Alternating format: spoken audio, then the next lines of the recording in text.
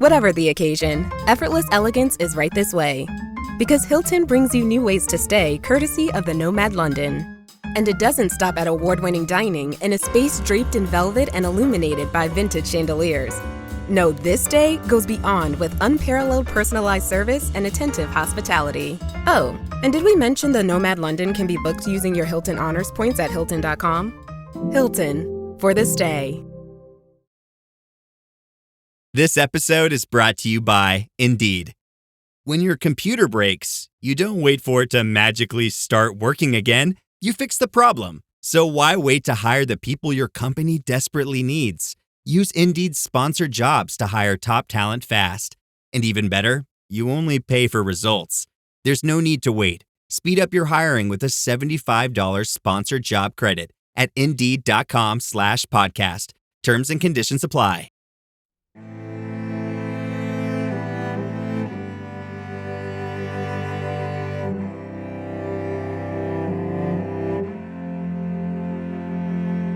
Hello, and welcome to Vulgar History, a feminist women's history comedy podcast. And today is a Pride Month special. We're going to be talking today about trans history, by which I mean both the history of trans people in going all the way back to the ancient world and before, really. And also we're talking about a book called Trans History, a graphic novel. And so I have two guests on the show today who are the trans authors of this book. Their names are Alex L. Combs and Andrew Eakett, and the book's full title is Trans History, a graphic novel from ancient times to the present day. And this is a book that it's a nonfiction, full-color graphic novel. It's super cute looking and appealing. The art is so gorgeous, done by both of them together. And it really breaks down in very understandable, readable ways for like lots of different age groups of people, both some notable people from trans history and then also the history itself, understanding of gender and things like that. And I do want to mention that in this conversation, we talk about a few examples of people, and I just wanted to make sure, because all of us were just so excited to talk to each other about the history, I want to make sure you, the listeners, know a bit of detail about who we're talking about. So Hatshepsut is a person who we mentioned, and Hatshepsut was a pharaoh of Egypt, like incredibly long time ago. Like we're talking like 1500 BCE. Like an incredibly long time ago that Hatshepsut lived, and they were a person who kind of blurred the lines of what gender could be and what it could mean. To be a pharaoh in that context meant that you were portrayed, if you picture sort of the ancient Egyptian hieroglyphs and stuff, you might have seen sort of like the long pointy beard and the way that you're posing. It was a masculine position. Hatshepsut also presented at times as a woman. And so it's an interesting story, and we talk about it, but I just wanted you to know who Hatshepsut is for the context. We also talk in this conversation about someone called Elagabalus. And Elagabalus was a Roman emperor for like 3 years in the early, I don't know what you would call it, the early Common Era, like around the year 218 Common Era. Elagabalus was born in Syria and was Roman emperor briefly, and was a real character, and we'll talk about that more. But in terms of trans history, Elagabalus also had varied gender presentations, which we'll talk about. Antonio de Arauso is somebody else that we discuss here, who we have discussed on previous episodes of this podcast, like a week or two ago, actually. So born as Catalina de Arauso in Spain in 1585, later on they would become known as Antonio de Arauso. That became their official name later on. And Antonio, born in Spain, traveled to South America during the time of like the conquests, the conquistadors, when they were going to various South American countries, and was a pretty crappy person and murdered a lot of people for often very preposterous reasons. And so we talk about Antonio in this conversation as well. Another name that comes up is La Chevalière d'Eon, who was a person born in France in 1728, who served as a diplomat, as a spy, a soldier, and a sword fighter, and also is a very notable figure from trans history. And just giving you some context about all these people and who they all were, just so you can best enjoy this conversation that I'm having, that you're about to hear, with authors of Trans History, a graphic novel from ancient times to the present day. And the authors' names, again, are Alex L. Combs and Andrew Eakett.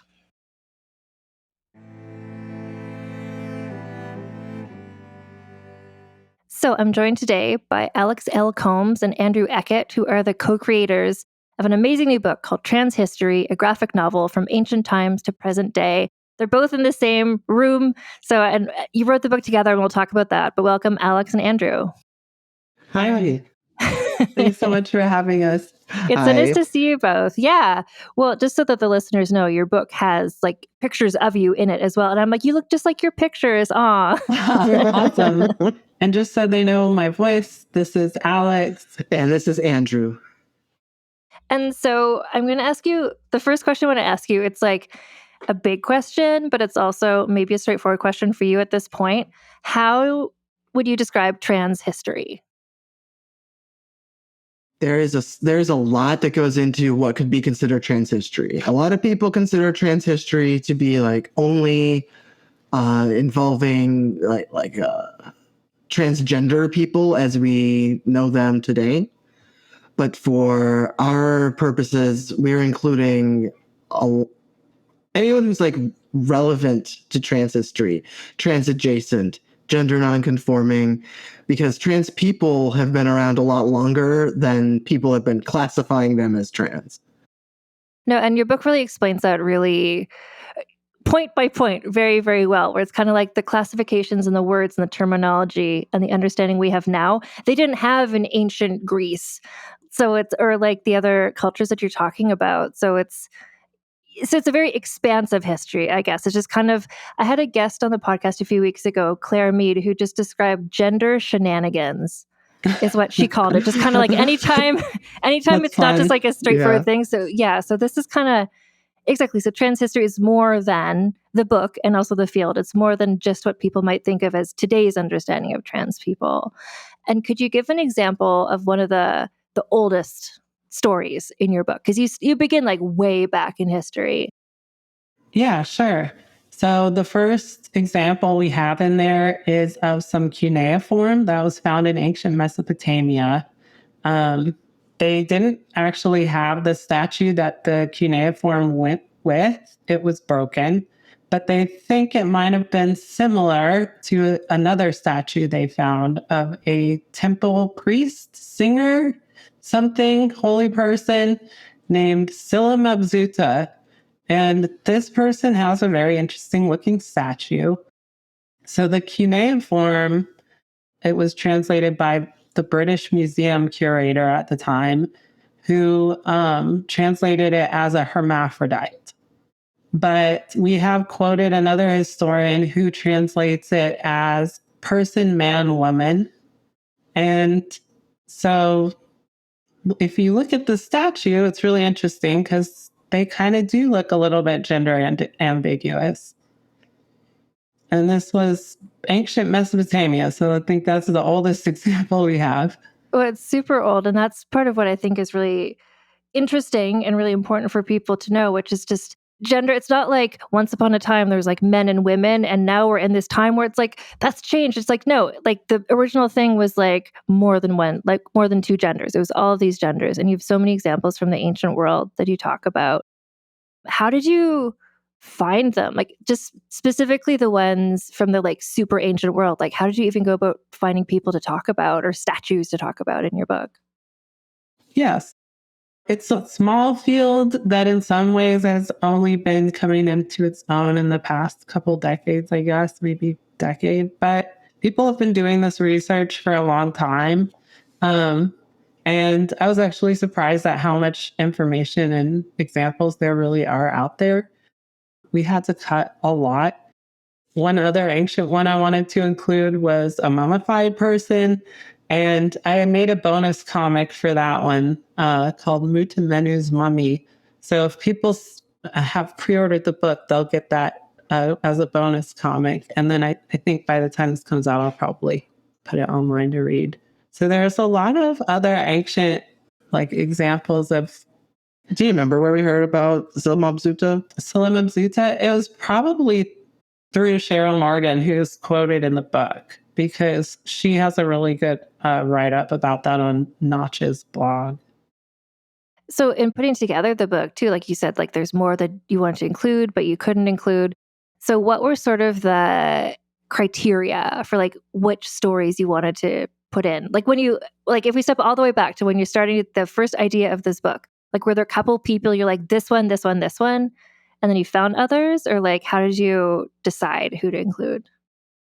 So we had a really long list of people we were considering including or examples. At one point, we considered including myths, but then we were like, no, let's just stick to like real people and real artworks that were like left by people.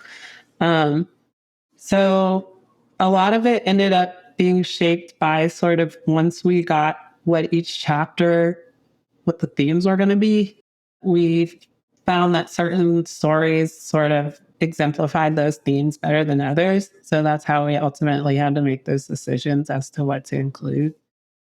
Another one that I'd love to have you talk about is Hatshepsut, the Egyptian pharaoh, which, ancient Egypt is like, for me as a little kid, it was like my biggest obsession. Like, I loved reading about King Tut and the pyramids and everything. And I know there's a lot of other people like that. Hatshepsut's story is not as well known as like Cleopatra or other people. So can you talk about that story? Sure, absolutely. So that one super fascinated me as well. I've always thought ancient Egyptian art was so cool. And I think it just really captures the imagination because it's so ancient and we have this writing and everything, but it's really a culture that's really different from anything we know now, right? So we can't ever fully understand it. And I think that's part of what was driving me so much with my curiosity is because it's like ultimately you can't ever have the full story. But I think it's weird that Hatshepsut isn't better known because she left like so many monuments. Like at the time, like have built more monuments than any other pharaoh that came before. And it's such a crazy story. And if you read the entire story, there's a lot more to it than what we just had to include in the book. For example, like after her reign, her legacy, they tried to destroy it. And so that's like another whole thing to consider as to why this decision was made. But we decided not to even go into that and just focus on the fact that she reigned for 50 years unchallenged, which is like shows some level of acceptance. We don't know what she looked like or presented like, but people believed that this person was a pharaoh. And you had to be maybe we don't know, maybe kind of points to possibly a masculine gender presentation, but again, like there's literally no way for us to know what. I love the part because it's a graphic novel, so you really have the benefit of being able to add these visual elements. But in that story, you show, because this is kind of the part of what's so fascinating about Hatshepsut is that she was a pharaoh, which is traditionally a male position. And so defined herself as a pharaoh. So, and the statues, what I'm thinking of is the image of where you have the statues that go kind of like from very female presenting to less to more masculine. I think you say like, this is me 6 months on pharaoh or something. It's so cute. I was just like, it's true. Like, this really does look like someone doing like a gender transition, like statue, It really does. statue. Yeah. Yeah, it's interesting. And then like I also thought it was really interesting the story that was told about how the gods decided that this person would be basically both embodying a man and a woman. That's what the birth story that's recorded on the walls says. And like, okay, do we, believe this is really what happened? But, I guess that depends on your religious views, but it's scholars have said it's fair to believe that they did believe that at the time, to be what really happened. I just feel like the Egyptian parts too must have just been so fun for both of you to work on as a visual medium because you're going from like hieroglyphs, like stories that are told visually, and then how are you going to adapt those visually? I just feel like that would have been a fun task. Yeah, like for some people that we didn't have pictures of, I did create a character. But for Hatshepsut, there's just such a mystery around it. It just didn't feel right to like try to make up what this person looked like. So in that case, I didn't end up doing that. But I did do that for a few. Someone else I wanted to bring up as well that I think is so interesting. And I feel, well, so many of the stories in this, and this should be a movie, there should be a limited series. Like all these stories, like they're so interesting and weird. Like the people are such interesting characters. But Elagabalus, the Roman emperor, is like just a wild story. Elagabalus has been written about many, many times throughout history. As one of like the craziest, most like out there, like brutal, like did like violent and sexual crimes, like all this crazy stuff. I got this like really academic book when I was researching Elagabalus that was like Elagabalus Fact or Fiction. And it had this like chart that had every single claim made about Elagabalus and whether it was unverifiable or verifiable, and then whether the author thought it was likely true or not. And it like just broke down like every single claim that was made in these Roman histories that were written. So some of the more wild stuff, questionable, but presumably said that she wanted to be a woman, pretty straightforwardly offered money for any surgeon who could come and give her a vulva and vagina. And this was not something that could be done at the time, but pretty straightforwardly said this, at least according to Cassius Dio. He's kind of considered the one that was like more likely to was alive at the same time, may have, if not been in the same, room with Elagabalus, at least, heard stuff or interacted with people who had, whereas some of the other records are like hundreds of years later. But Cassius Dio also had a really strong motivation to paint this person in a negative light because he was literally basically hired by the person who was responsible for the murder of Elagabalus, more or less. It was the guards, not Cerberus. But in any case, the next emperor. Yeah, so it's like, again, one of those things where we can't exactly know for sure how much of it is played up, but there's probably something to it, because if there wasn't, people would have known because they were alive all at the same time. And I think something like that, like the story of Elagabalus, is even for somebody who is making up stories hundreds of years later to try and make another emperor seem better, like having someone say, I would like to hire a surgeon to give me this surgery. It's like, that's not a thing that people said about anyone else, I don't think. Like this is a very, exactly. So it's not just like, oh, they said this about everyone. It's like, why just the, and there were some things, there were some things they repeated, like about Nero with like flowers falling from the ceiling and like suffocating people, that they also repeated for Elagabalus. But you're right, that was not one of them. Mm-hmm. Well, actually, Elagabalus is a good example of something else I wanted to talk to you about, which I found really fun in your book, which is like there's just like you look at the history of like any people, like there's like stories of people who are heroic and stories of people who are kind of shitty. And it's just like, you're not just showing like, hey, here's some people and they're all heroic. Like you're really looking at people as the whole story. Like Elagabalus is a good example. It's like, yeah, maybe seemingly this was a trans person, and also like this was a pretty terrible emperor. So like you're telling the story and making it a fun story to read, and I appreciated that. Awesome. I'm happy to hear you say that. Someone else who also you mentioned in your book in terms of like trans history and someone who's maybe not heroic is Antonio de Arauso. Yes. So we listened to your series on Arauso. It was really fun. Oh, good. Thank you. It's crazy story. It's such a crazy story. I was so happy to see you visualizing we can talk about it in a second.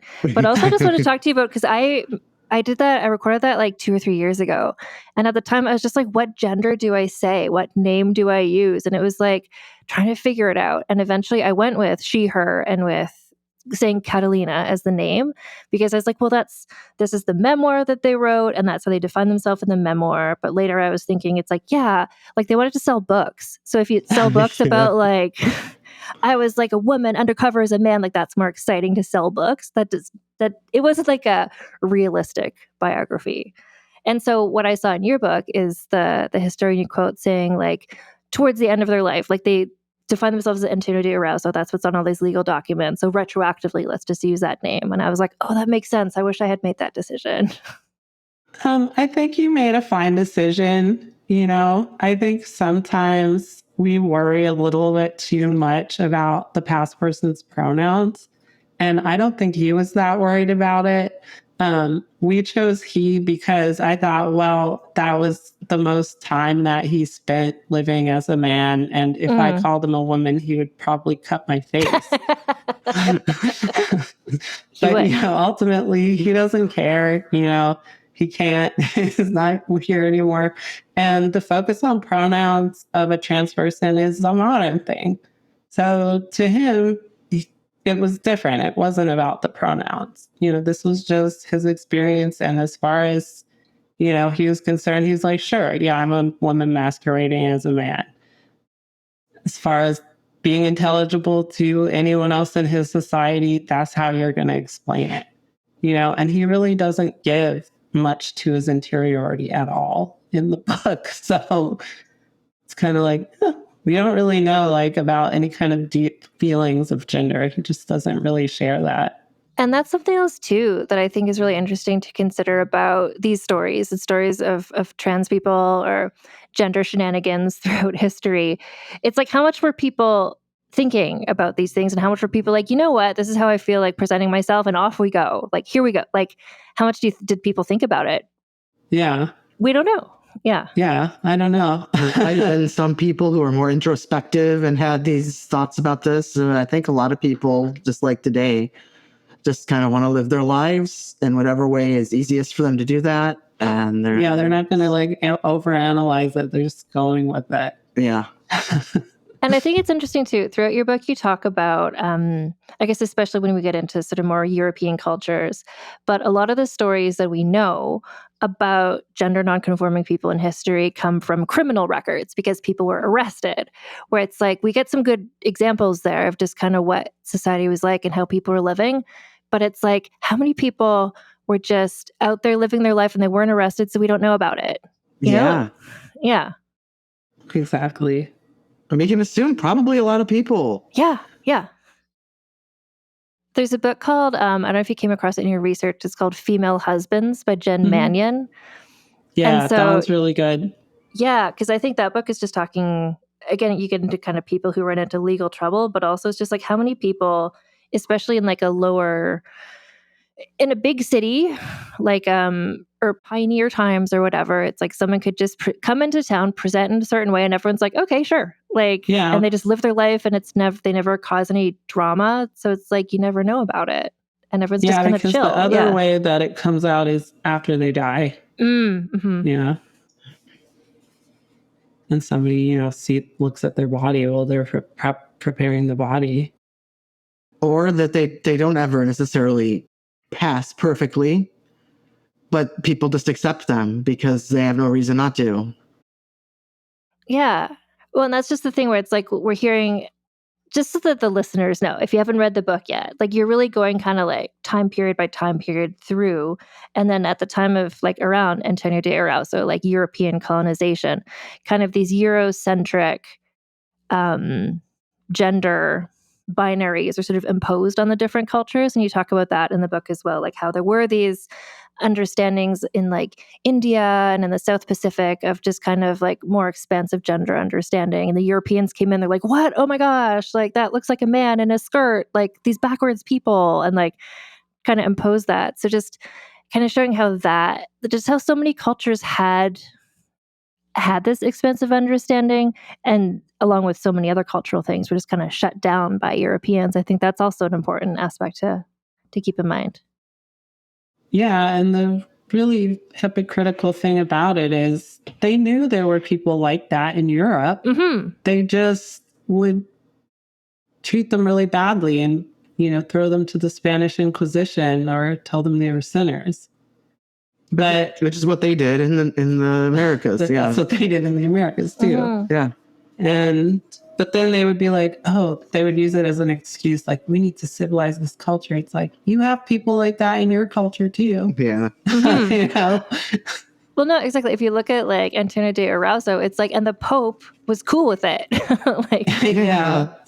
But that's only because of him being like a lieutenant and all this stuff. Yeah.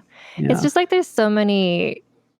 You also talk a lot in the book, and I find this really interesting because I've come across this a few times just in my own research, where the intersex people, well, can you talk about in your book, there's several stories where people are sort of like outed and they're like, oh, actually I'm intersex, so like don't worry about it. Like what the interrelation is between like a trans identity and intersex and how that shows up? Yeah, I mean, throughout history and even until today, a lot of trans people will say that they're intersex in order to not get in trouble, because for some reason in the legal system, that is a helpful argument when you're getting in trouble for not conforming to your assigned gender. Or they will use it as a medical argument as to lend legitimacy to getting treatment. So like, for example, like with Michael in the Michael Dillon section with Roberta Cowell, they think that in order for her to continue and get further treatment, that he actually had performed an orchiectomy on her. And explain what that is. She had her testicles removed. Mm-hmm. And then she was able to go to a legit doctor and say, look, I'm intersex. I don't have testicles. Him not knowing that she had them removed. And then from there, she was able to access hormones and further treatment, just as an example. So yeah, like it would just make it easier all around between not getting in trouble and accessing medical care and legal documents. And then from the intersex point of view, you have the story of Hercule Barbin, who was discovered to be intersex when she admitted that she was having a lesbian relationship with a fellow teacher and was forced to transition to male. And that's still what happens today. They forcibly transition intersex infants without their consent. Usually to female without their consent, but yeah. Yeah, this was a little bit different, right? Yeah. And I guess also just trying to think about like putting my mind back in, a time period where there wasn't a lot of medical knowledge. Everyone's just like, let's just use leeches to cure everything. Like no one really knew what was going on. So like to have somebody where they kind of knew like there are people who have these sort of like intersex type physical characteristics. So if someone's like, oh, I feel like, my gender presentation doesn't match my body. Oh, I must have life. So like people in the past would sort of conflate those together. And then if that was sort of a way that you could get understanding, like you don't get into this in your book, but I've done an episode about the Chevalier d'Eon, who was the trans sword fighting, like just icon. And part of her sort of explanation was just like, oh yeah, I was basically explaining like, oh, I was intersex. Like that's what's going on. Don't worry about it, everybody. Where it's just kind of like, it was explained to me by another historian that like, well, that's kind of what a lot of trans people did in history to sort of explain, well, here's what's going on. Like, because people were cool with that, but they weren't cool with like a person dressing like a different gender. Mm-hmm. I mean, I wouldn't say they were cool with it, but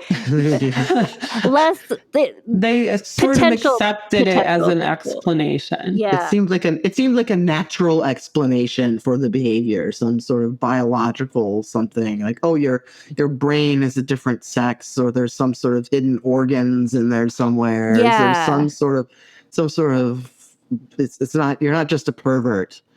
You're a different kind of creature. Yeah. Yeah, I guess that's what I mean. I don't mean cool with it. I guess I more just mean like, oh, there's like a medical explanation for this rather than just like, oh, you're insane.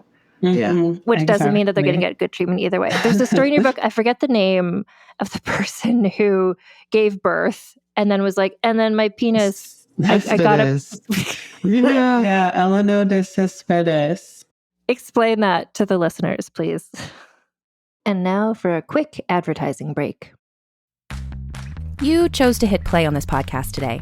Smart choice. Progressive loves to help people make smart choices. That's why they offer a tool called Auto Quote Explorer that allows you to compare your Progressive car insurance quote with rates from other companies. So you save time on the research and can enjoy savings when you choose the best rate for you. Give it a try after this episode at progressive.com. Progressive Casualty Insurance Company and Affiliates. Not available in all states or situations. Prices vary based on how you buy. If you've ever shopped online, and let's face it, who hasn't? Chances are you've bought something from a business powered by Shopify. You know that purple Shop Pay button you see at checkout? The one that makes buying so incredibly easy? That's Shopify. And there's a reason so many businesses sell with it, because Shopify makes things easier, and not just for shoppers. They make it easy to start and run your business. Shopify is the commerce platform behind 10% of all e-commerce in the US, from household names like Mattel and Gymshark to brands just getting started. It gives you a leg up from day dot, with hundreds of beautiful ready-to-go templates to express your brand style so you can get up and running fast. You can tackle your important tasks, from inventory to payments to analytics and more, all in one place. You can also spread your brand's word with built-in marketing and email tools built for you to find and keep new customers. And remember that iconic purple Shop Pay button that's used by millions of businesses around the world? It's why Shopify has the best converting checkout on the planet. Your customers already know and love it. If you want to see less carts being abandoned, it's time for you to head over to Shopify. Sign up for your $1 per month trial and start selling today at shopify.com/realm. Go to shopify.com/realm. Shopify.com/realm.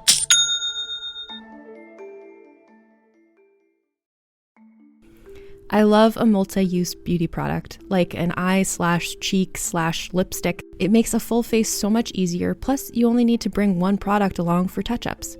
And whether you're all about simple mascara and gloss, or you love to play with bold shapes and colors, you gotta have that trusty favorite you turn to for every look. Thrive Cosmetics makes certified 100% vegan and cruelty-free products you can depend on for everything from simple daily wear to show-stopping self-expression. And it's all made with clean, skin-loving ingredients, high-performance and trademarked formulas, and uncompromising standards. And Thrive Cosmetics is beauty that gives back.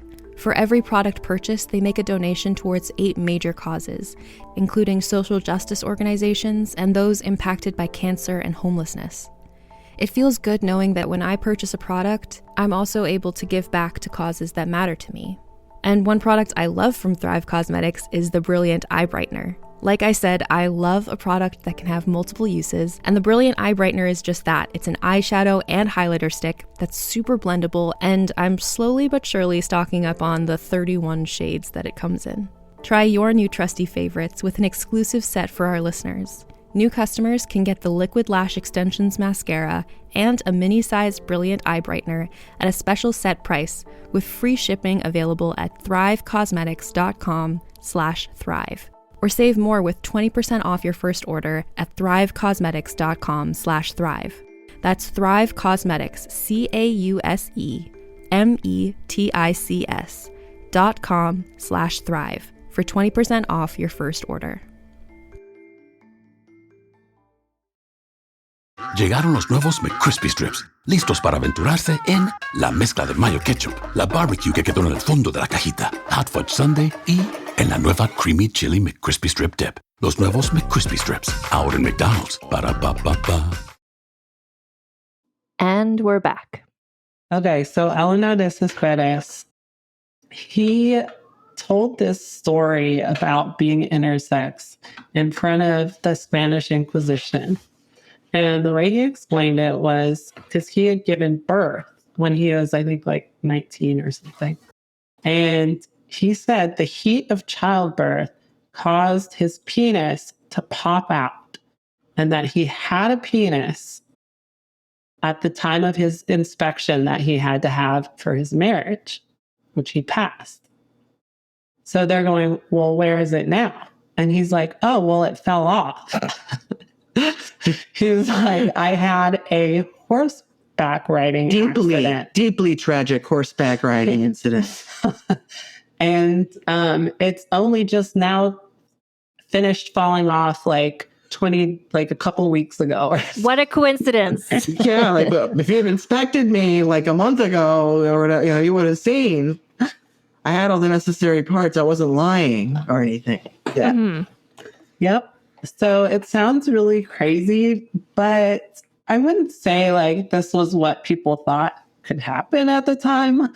But there were some old Greek philosophers, and medical knowledge up to that point had been based on their theories that women are cold and men are hot.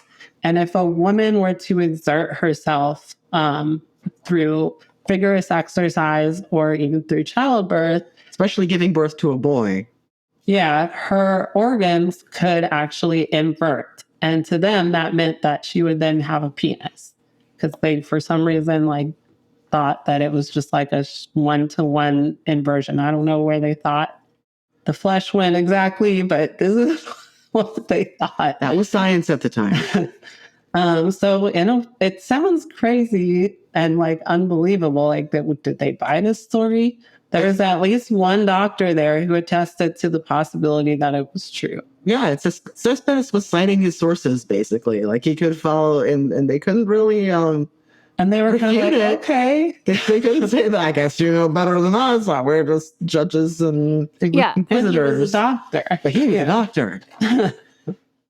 And that's the thing too. Like, I like to, sometimes I'm like, I catch myself being like, people in the past weren't like less intelligent necessarily.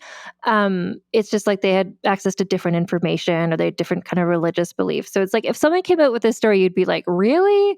But maybe everyone's like, if you don't really feel a reason to keep going after this person, you're like, I guess. Like, it seems so outlandish, but it's so... medical knowledge was so limited. It's like, I guess that's possible. When it came to women. Yes. Yeah. No, exactly. So it's like I like that in your book, there's lighthearted parts like that, which is just kind of like, people have always just been like goofy throughout history. Just like, oh, here's what happened. Guess a penis came off. Oh, a horse stomped on me. Like, okay. Yeah. Okay, sure. Yeah. And then they ultimately didn't convict him for any type of gender crime. What they convicted him for was getting married again without his first marriage being annulled. So they'd been married to a man as a teenager. Mm-hmm. And then immediately left, and it probably was dead, according to historians I've talked to. But they just had to find something to hang this guy with. The problem wasn't that he was marrying a woman. The problem was that he might still have a husband somewhere. Yeah, it's from when he was a woman. Right. It's so like, that would be confusing now, but I'm just picturing people in the past with their like limited, access to, like, they don't have, like, you can't like Google this, you can't like investigate things. You're like, okay, I guess I'll just read these ancient Greek texts, and what does they say? Like, sure. Exactly. Like, it's so, I did an interview a while ago with a historian. She wrote a book that was kind of like the history of women's bodies. And I ended up reading that book where I was just like, well, gender doesn't exist. Nothing means anything. What is truth? Like, because it's like when you try to limit what you're saying about, like, the history of women's bodies in medicine and stuff. It's like, oh, well, it's because of this. It's the hormones. It's like, well, what about like a woman who like has a womb but doesn't have this many hormones? It's like, well, well, they have the womb. It's like, well, what about this woman who doesn't have a womb? And suddenly it's just like, we're just being like, I finished reading that book just being like, well, gender has no meaning anymore to me. So in the past, it's not a little bit fuzzy. It's a little bit of a spectrum. It's a spectrum. I guess that's what I felt. I was just like, wow, there's no way that I could ever believe in two genders after reading that book, because it's just like impossible. And women's bodies were always seen as so mysterious. Yeah. But you mentioned in your book also about how a lot of the like people being arrested and the crimes and stuff, people being arrested, people being treated with suspicion or whatever, it's often like a trans female situation where it's just because there's sort of almost like I forget how you describe it, but it's sort of like a lower status. Like for seemingly a man to become a woman, it's like that's unnatural. But for a female to be acting masculine, it's like, oh, they're elevating themselves. Like, can you explain that? I just remember that was in your book. You just explained it perfectly. Okay. Yeah, that's still how people see it. And I think also, especially in the past, before there were medical treatments, it was just harder for trans women to blend in a way that would avoid suspicion. The lucky trans man who can blend in with other men might not, kind of keep his head down, not try to get married, and could live his whole life out. But with trans women, it's rarer to find that you find a trans woman who is smooth faced and things like that, where she can just pass by. Usually with trans women in history, just kind of like how it is today, it's just a lot harder to get jobs that are any good because you're looking at women's work, and that's already going to be lower paying and lower status. So when you combine that with doing very low pay, low status, people who are willing to hire a woman who looks like she might be very masculine. It's really hard. I think. Oh, no, I was just going to say, and that could also be where like many of the examples you have in your book are of a trans woman, because that is maybe more noticeable. Like a trans man could have blended in better, maybe wouldn't have been noticed. And especially if you go to a different city where people don't know you from before or something like that, you just kind of blend in.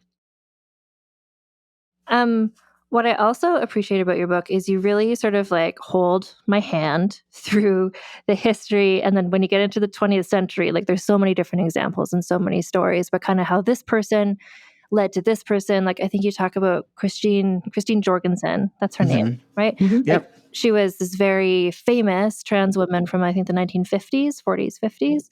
And then just her visibility inspired some other people who you talk about in the book. And so I like seeing, and then I think you mentioned also about like kind of how Laverne Cox changed the conversation as well. So it's just kind of like how the more trans people are visible and open about their experience and who they are, that's helping the next generation, or that's helping other people realize like, oh, this is a possibility. Like I understand myself better.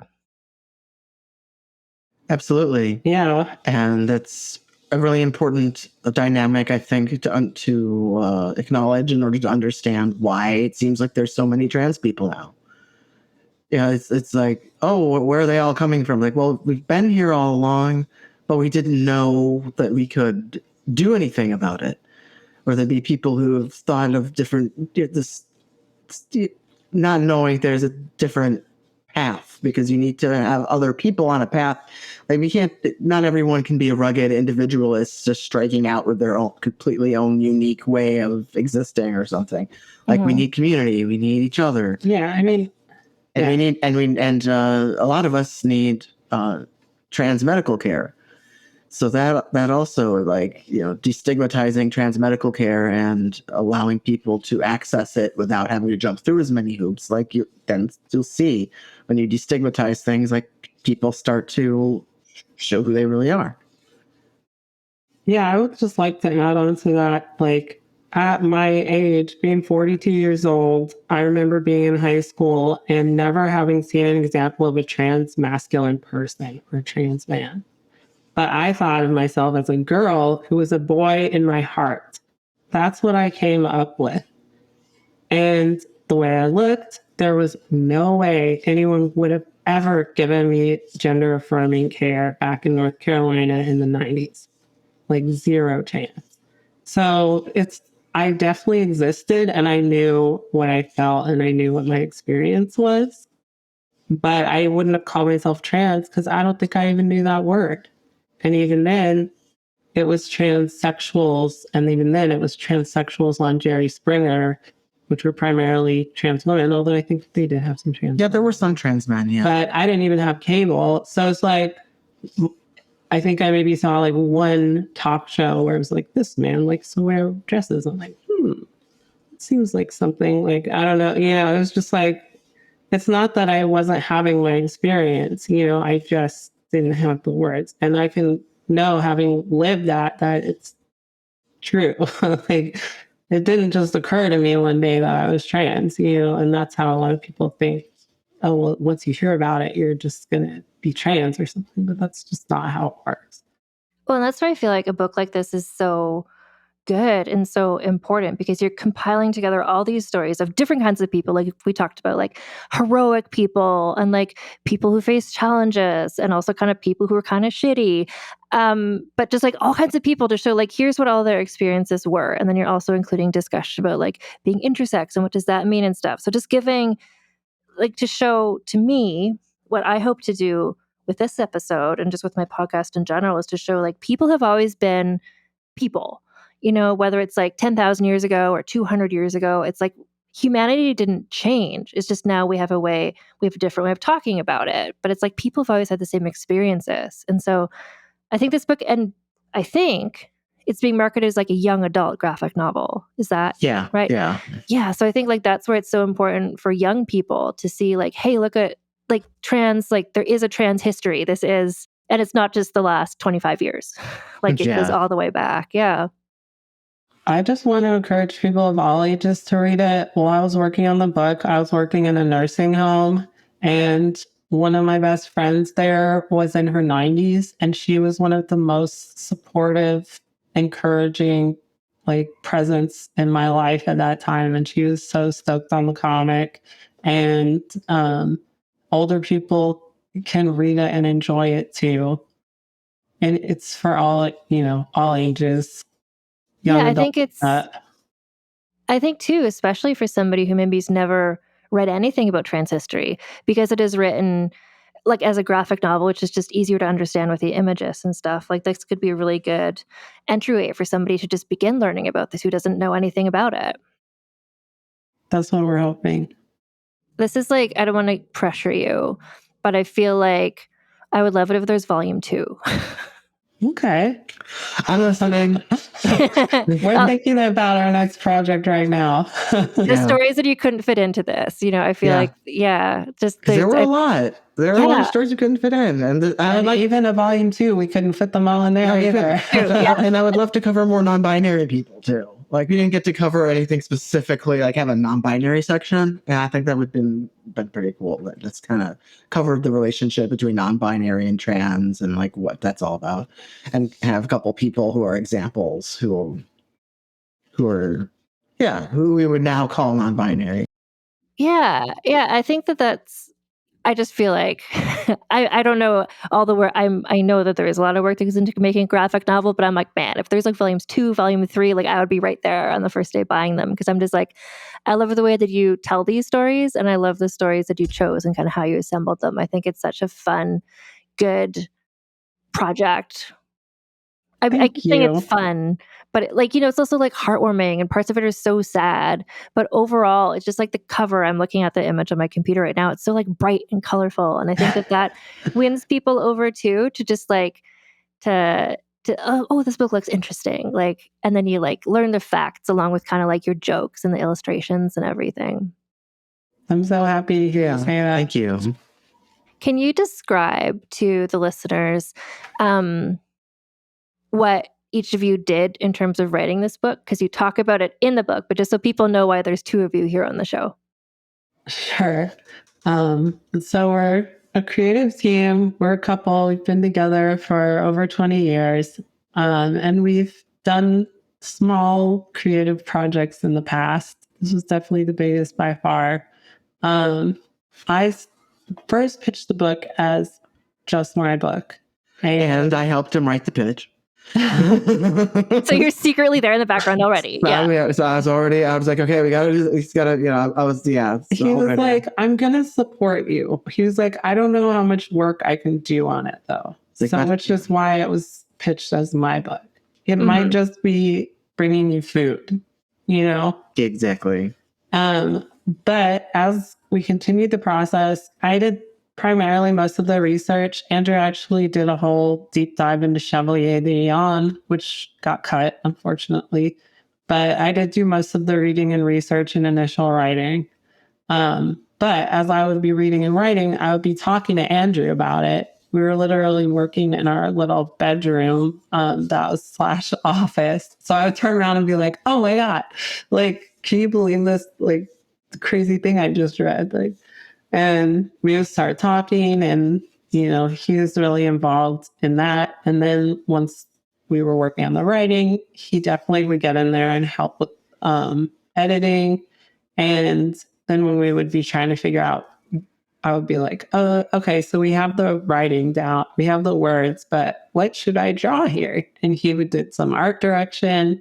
So there reached a point where we were like, okay, we stopped calling it my book and we just started calling it our book. And then he also did most of the coloring. I helped a little bit with the coloring. So yeah, he was basically involved at every step.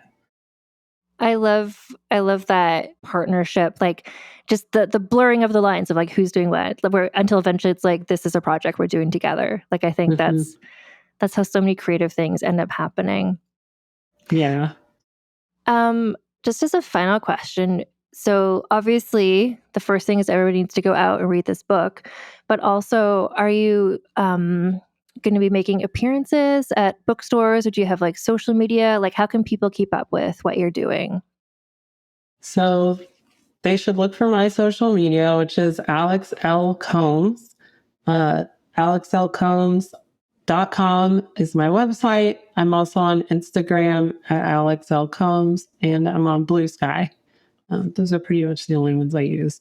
And we're going to be doing some visits to bookstores. We don't have them all nailed down yet, but we know we want to do some stuff on the East Coast too. We're from North Carolina, so we want to do some stuff in North Carolina. And we are going to be in DC. Oh, what are the dates for that? We have to put it on the website. Yeah, we could look at the website. Email it. Yeah. Because, I think this might be out by then. Yeah, just email me if you have some finalized dates. But otherwise, like, listeners, just check out the website. It's alexlcombs.com. Yeah? Mm-hmm. Yeah, to get all the latest stuff. And I feel like, just from what I've seen from other authors who've written like books about queer history and stuff, it's the sort of thing, like, even a year from now, like next June, someone might be like, can you come do a talk? Like, I feel like it's the sort of thing that even after the book comes out, like, hopefully you're still going to be called upon to like speak about it in years to come. Because I think it's a book that it feels very timeless to me. I just keep throwing compliments at you, but I want everybody to read it. And I think that hopefully people will for years to come. Thank you. I'm looking forward to talking about trans history for the rest of my life. I would love to listen to that. Thank you so much for joining me on the podcast. And I hope that all the marketing of this book and like going and meeting readers and stuff, I hope that all is really like enriching and really, really makes you feel the importance of this book. Thank you so much. Thanks so much for having us on. It's been really good talking to you. Yeah, you too.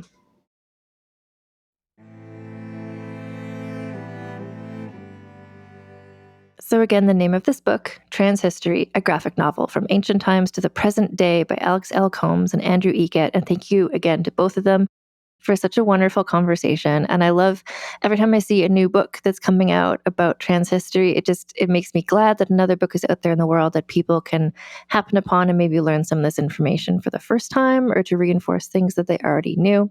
And this is just the graphic novel format of this makes it so accessible to so many people. And I'm really happy that this book exists in the world. And I have a couple of announcements just about this podcast. So for fans of this podcast who live in or near Toronto, Ontario, Canada, we will be having a meetup there because I'm going to be in town. I, the host of this podcast, Anne Foster. So we're going to be meeting in Toronto on Sunday, July 20th. And if you want to know the where and the when, like what time of day, you can RSVP for this meetup, which again will be Sunday, July 20th in Toronto, Ontario. Go to vulgarhistory.com/meetup and leave your email address, and I will send you all the information.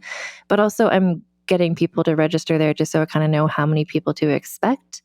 And it seems like it's going to be a lot of people, and I'm really excited. And another piece of information for fans of this podcast to know is that I, Anne Foster, have written a book, and it's coming out next year. It's coming out next February. It's called Rebel of the Regency, and it is a story about Caroline of Brunswick, who was the Queen of Great Britain, but she never got to wear a crown, and she was a scandalous, interesting person that her name has been sullied over the years as being this kind of like trashy, no good person. And this book is here to say, like, yes, maybe she was trashy, but she was also really cool and really worth taking seriously and looking at what her life was like. Similar to this podcast, the book is like I did an incredible amount of research. It's a well-researched book, but it's also funny. It's got jokes. The vibe is kind of like the Princess Diaries, but Regency era. And what if Mia Thermopolis never really got a makeover, or that it never really worked? Is kind of the vibe of it. Anyway, again, it's a nonfiction book. It's called Rebel of the Regency. And if you pre-order it, which you can do from online stores or from, if there's a local independent bookstore near you, you can always pre-order from local stores too. When you pre-order this book, which comes out February 2026, but the advantage of ordering it early is that you get some special treats from me, which include a free membership to my Substack at the paid level. You can request a free membership to my Patreon at the paid level. And you can also get a digital download of an incredibly cute Caroline of Brunswick paper doll. Again, Caroline of Brunswick is the person who the book is about. And she had a lot of iconic fashion moments, and these paper dolls are incredible. I hired an artist named Siobhan Gallagher to make them. It's exactly what I envision. It's cute, it's adorable, and those are the free treats that you can sign up to get for when you share a receipt with me of the book that you pre-ordered. So again, if you want to pre-order Rebel of the Regency by Anne Foster, or you can also, or if you use Goodreads or if you use Storygraph, like you can add it to your TBR there, just because it's all good for like my publisher to see that people are ordering it early, that people want to read it. That just lets them know like, oh, this book is interesting and people are into it, and like maybe we should market it like especially a lot. So if and when you do pre-order this book, go to rebeloftheregency.com and just fill out the little form there with a picture of your receipt, and then let me know which of the free treats you would like, and I will hook you up. Anyway, thank you so much for listening to Vulgar History. My name is Anne Foster. And until next time, keep your pants on and your tits out. #Pride Month style. Vulgar History is researched, scripted, and hosted by Anne Foster. That's me. Editor is Christina Lumagi. Theme music is by the Severin Duo. Transcripts of this podcast are available at vulgarhistory.com by Aveline Malik. You can get early, ad-free episodes of Vulgar History by becoming a paid member of our Patreon for as low as $1 a month at patreon.com/AnneFosterWriter. Vulgar History merchandise is available at vulgarhistory.com/store for Americans, and for everyone else at vulgarhistory.redbubble.com. Follow us on social media at Vulgar History Pod, and get in touch with me via email at vulgarhistorypod@gmail.com.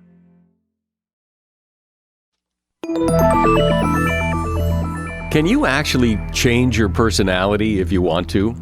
How does peer pressure work, and why is it so powerful? Should you ever really trust your gut when you make a big decision? These are just a few of the topics we've recently covered on my podcast, Something You Should Know. I'm the host, Mike Carruthers, and each episode of Something You Should Know covers multiple topics that are likely relevant to you. You'll discover things you can use in your life today, right now. Like how to have a great conversation, how to be more courageous, the anatomy of the perfect apology, and much, much more. To date, there are over 1,000 episodes of Something You Should Know, and we've gotten over 4,000 mostly 5-star reviews. I invite you to check out Something You Should Know. Look for the bright yellow light bulb on the blue background. Something You Should Know, wherever you listen to podcasts. I'm Amy Nicholson, the film critic for the LA Times. And I'm Paul Scheer, an actor, writer, and director. You might know me from The League, Veep, or my non-eligible for Academy Award role in Twisters. We love movies, and we come at them from different perspectives. Yeah, like Amy thinks that, Joe Pesci was miscast in Goodfellas, and I don't. He's too old. Let's not forget that Paul thinks that Dune 2 is overrated. It is. Anyway, Despite this, we come together to host Unspooled, a podcast where we talk about good movies, critical hits, fan favorites, must-sees, and in case you missed them. We're talking Parasite to Home Alone. From Grease to The Dark Knight. We've done deep dives on popcorn flicks. We've talked about why Independence Day deserves a second look. And we've talked about horror movies, some that you've never even heard of, like Ganja and Hess. So if you love movies like we do, come along on our cinematic adventure. Listen to Unspooled wherever you get your podcasts. And don't forget to hit the follow button.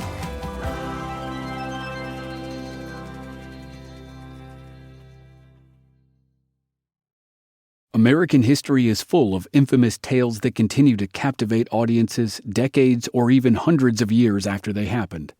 On the Infamous America podcast, you'll hear the true stories of the Salem witch trials and the escape attempts from Alcatraz, of bank robbers like John Dillinger and Pretty Boy Floyd, of killers like Lizzie Borden and Charles Starkweather, of mysteries like the Black Dahlia and D.B. Cooper, and of events that inspired movies like Goodfellas, Killers of the Flower Moon, Zodiac, 8 Men Out, and many more.